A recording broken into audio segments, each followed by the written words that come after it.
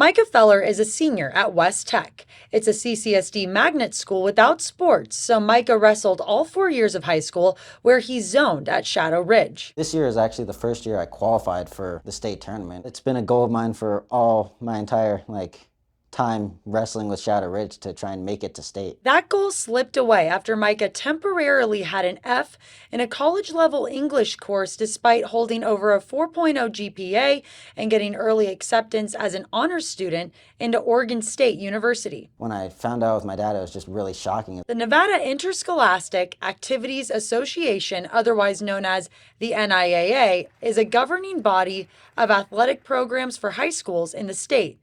They require passing grades throughout the season, tracked by 3-week grade checks. I thought that I had done the things that I had been asked of. Micah took responsibility and improved his grade, believing once it updated in Infinite Campus, a student information system, he'd be cleared to compete. While he was waiting for the grade to update, he says all he needed was an email confirmation from his teacher. I had a meeting with the athletic director. He told me that if I can get an email from my teacher that stated that I was clear to wrestle, that I'd be able to go to state. That wasn't the case. NIAA rules give students a week to fix failing grades, but Micah says he wasn't told at the beginning of the week and rather that Friday, giving him only a couple of days to get the grade updated in Infinite Campus.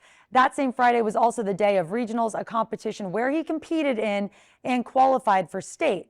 His parents say they weren't told that he was ineligible until the night before state and were told coaches only have to notify the student. It was shock because he had already qualified for the state championship. Micah admits he could have done more, but his family hopes sharing their story with Channel 13 will help prevent this from happening again. In hindsight, something that I think I could have done more is to communicate more with my teacher and also have better communication with the coach. I wish they notified me earlier. His parents say sports teach more than just athletic skills. Success requires teamwork off the mat too. Sports is a good part of growing up as a kid too, with discipline and aligning with learning how to balance academics and athletics.